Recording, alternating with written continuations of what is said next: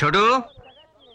আরে রানাদা, দাঁড়িয়ে কেন, বসুন। না না ঠিক আছে, ছোটু আছে? হ্যাঁ আছে, ওকে একটা কাজে পাঠিয়েছি। কেন, কোনো কাজে পাঠাবেন? না মানে আসলে ওই আরে গুরু, বলো কি খবর? এই আমি আবার গুরু হলাম কবে? গুরু, তোমার সঙ্গে কথা বললেই না এই ভোলাদা আগে আমাকে পেটাতো, কিন্তু এখন আর মারবে না। বলো কোথাও যেতে হবে? আমি সব ম্যানেজ করে নেবো। তুমি পাড়ার দাদা তিনুদাকে পেটিয়েছো, এখন তো তুমি সবার গুরু আর আমি তোমার চেলা। ছোট, তোর কাছে 200টা টাকা হবে? মানে আমি তোকে সময় মতো। আরে গুরু, অত বলতে হবে না। তুমি যদি বলো না, আমি ভোলাদাকে বললি, ভোলাদা ছুটে এসে তোমাকে গুরু দক্ষিণে দিয়ে যাবে। আজে কথা রাখ, তোর কাছে থাকলে দে, আমি তোকে। আরে গুরু, এখন দিতে হবে, দিদির বিয়ের সময় ফেরত দিলেই হবে। গুরু, একেবারে কিন্তু সুদ সমেত। তুমি দাঁড়াও, হ্যাঁ আমি এক্ষুনি নিয়ে আসছি।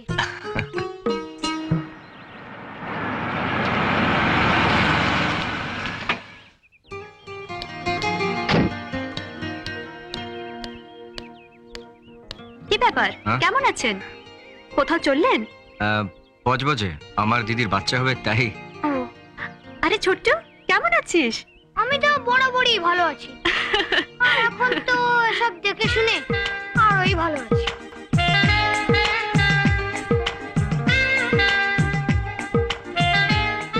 চালিয়ে যাও গুরু, চালিয়ে যাও। দারুণ মিষ্টি ছেলেটা না? হ্যাঁ খুব উপকারী। এই দিদির কাছে যাবো, হাতে টাকা ছিল না, ওর কাছে ধার নিলাম। ছি ছি, আপনি ওর কাছ থেকে টাকাটা নিতে গেলেন কেন? আমি আপনাকে টাকাটা দিচ্ছি, ওর টাকা ওকে ফেরত দিয়ে দিন। আপনার কাছ থেকে আমি টাকা নিতে যাব কেন? কেন নিতে পারেন না কেন? সম্পর্ক থাকলে নিশ্চয়ই নিতাম। সম্পর্ক থাকে না, সম্পর্ক তৈরি করে নিতে হয়। ভবিষ্যতে কিছু দরকার হলে আমাকে বলবেন, আমি আপনার পাশে সব সময় আছি।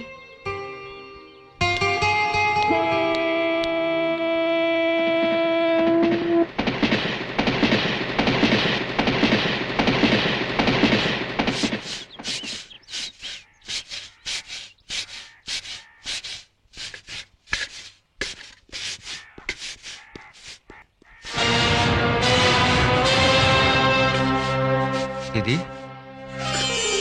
আরে রানা, আয় আয়। বাবা মা কেমন আছে রে? যেমন থাকা তেমনি আছে। মা চেঁচিয়ে যাচ্ছে, বাবা চুপ করে আছেন। সত্যি বাবা জীবনে শান্তি পেল না। হ্যাঁ, তুই তো খুব শান্তিতে আছিস। তুই যা, ঘরে গিয়ে বস, আমি বাসন কটা মেজে আসছি। না, তুই ওর রেডি হনে, আমি তোকে এক্ষুনি যাবো। কটা দিনের জন্য তোকে তোদের মতো কিছু ভীতু ছেলের বউ সংসারে আছে বলেই শাশুড়ির এত পেয়ে বসেছে। আর না, তুই থামবি?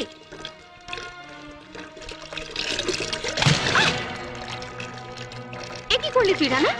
নিয়ম আছে যে মিষ্টির হাড়ি নিয়ে কুটুম বাড়িতে আসতে হয়, নিয়ে এসছিলাম। হাত থেকে ফসকে পড়ে গেলে আমি কি করবো? সখী, রসগোল্লার হাড়িটা ফেলে দিলে? এত দাম দিয়ে নিয়ে এসছি, তা হাত থেকে ফসকে গেলে কি করবো? তা কলকাতা থেকে এত দূর বয়ে নিয়ে এলে তখন পড়লো না, আর আমার বাড়ির উঠোনে এসে পড়ে গেল? রাস্তায় আসতে গিয়ে তো কিছু দেখে চমকায়নি, কিন্তু আপনার বাড়িতে ঢুকে চমকে উঠলাম, তাই রসগোল্লার হাড়িটা হাত থেকে ফসকে গেল। বাড়িতে ঢুকেই চমকে গেলে মানে? ঠিক 1 মাস বাদে দিদির বাচ্চা হবে, কিন্তু আপনারা দিদিকে দিয়ে যেভাবে কাজ করাচ্ছেন সেটা দেখে চমকে উঠলাম। তা জানোই যদি 1 মাস বাদে তোমার দিদির বাচ্চা হবে, তা এতদিন নিতে আসুনি কেন? তুমি জানো তোমার দিদির পেছনে কত ডাক্তার ওষুধ খরচ হচ্ছে?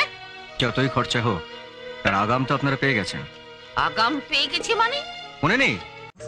শুনবে বাড়িতে